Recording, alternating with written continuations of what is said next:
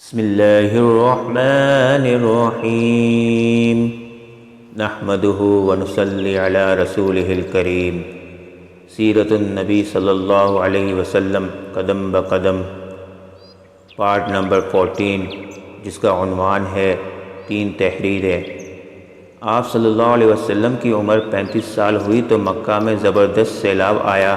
قریش نے سیلاب سے محفوظ رہنے کے لیے ایک بند بنا رکھا تھا، مگر یہ سیلاب اس قدر زبردست تھا کہ بند توڑ کر کعبے میں داخل ہو گیا۔ پانی کے زبردست ریلے اور پانی کے اندر جمع ہونے کی وجہ سے کعبے کی دیواروں میں شگاف پڑ گئے۔ اس سے پہلے ایک مرتبہ یہ دیواریں آگ لگ جانے کی وجہ سے کمزور ہو چکی تھی، اور یہ واقعہ اس طرح ہوا تھا کہ ایک مرتبہ کوئی عورت کعبے کو دھونی دے رہی تھی کہ اس آگ میں سے ایک چنگاری اڑ کر کعبے کے پردوں تک پہنچ گئی۔ اس سے پردوں کو آگ لگ گئی اور دیواریں تک جل گئی۔ اس طرح دیواریں بہت کمزور ہو گئی تھی۔ یہی وجہ تھی کہ سیلاب نے ان کمزور دیواروں میں شگاف کر دیے۔ سیدنا ابراہیم علیہ السلام نے کعبے کی جو دیواریں اٹھائی تھی وہ 9 گز اونچی تھی۔ ان پر چھت نہیں تھی۔ لوگ کعبے کے لیے نذرانے وغیرہ لاتے تھے۔ یہ نذرانے کپڑے اور خوشبوئیں وغیرہ ہوتی تھی۔ کعبے کے اندر جو کنواں تھا یہ سب نذرانے اس کنویں میں ڈال دیے جاتے تھے۔ کنواں اندرونی حصے میں دائیں طرف تھا۔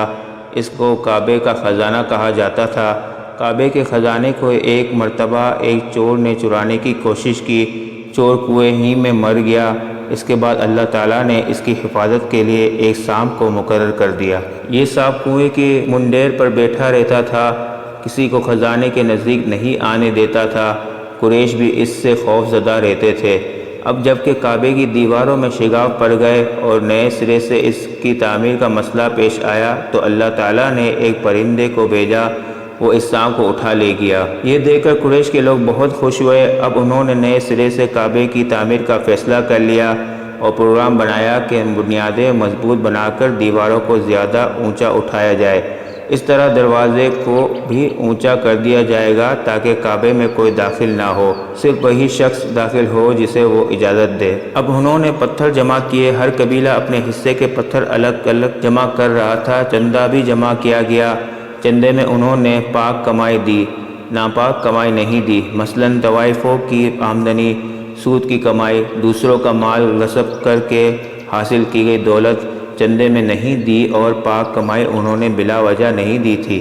ایک خاص واقعہ پیش آیا تھا جس سے وہ اس نتیجے پر پہنچے تھے کہ اس کام میں صرف پاک کمائی لگائی جائے گی۔ وہ واقعہ یوں تھا۔ ایک قریشی سردار ابو وہب عمرو بن عابد نے جب یہ کام شروع کرنے کے لیے ایک پتھر اٹھایا تو پتھر اس کے ہاتھ سے نکل کر پھر اسی جگہ پہنچ گیا جہاں سے اسے اٹھایا گیا تھا۔ اس پر قریشی حیران اور پریشان ہوئے۔ آخر خود وہب کھڑا ہوا اور بولا، اے گروہ قریش، کعبے کی بنیادوں میں سوائے پاک مال کے کوئی دوسرا مال شامل مت کرنا۔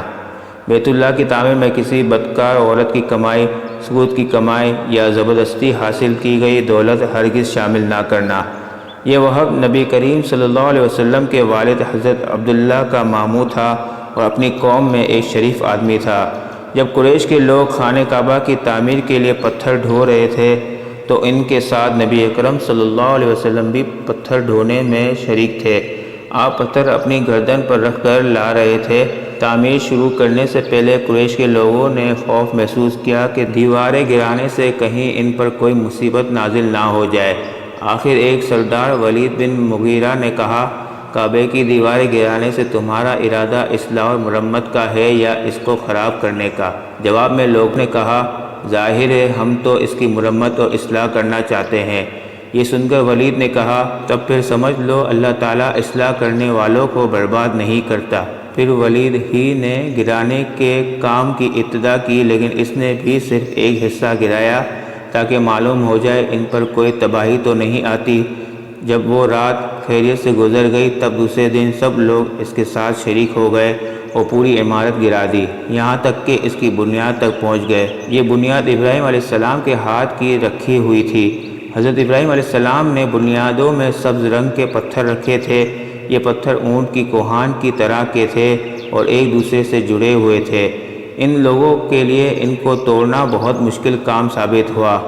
دائیں کونے کے نیچے سے قریش کو ایک تحریر ملی۔ وہ تحریر سریانی زبان میں لکھی ہوئی تھی۔ انہیں سریانی زبان نہیں آتی تھی۔ آخر ایک یہودی کو تلاش کر کے لایا گیا، اس نے وہ تحریر پڑھ کر انہیں سنائی۔ تحریر یہ تھی: میں اللہ ہوں مکہ کا مالک، جس کو میں نے اس دن پیدا کیا جس دن میں نے آسمان و زمین کو پیدا کیا، جس دن میں نے سورج اور چاند بنائے۔ میں نے اس کو یعنی مکہ کو 7 فرشتوں کے ذریعے گھیر دیا ہے۔ اس کی عظمت اس وقت تک ختم نہیں ہوگی جب تک کہ اس کے دونوں طرف پہاڑ موجود ہیں۔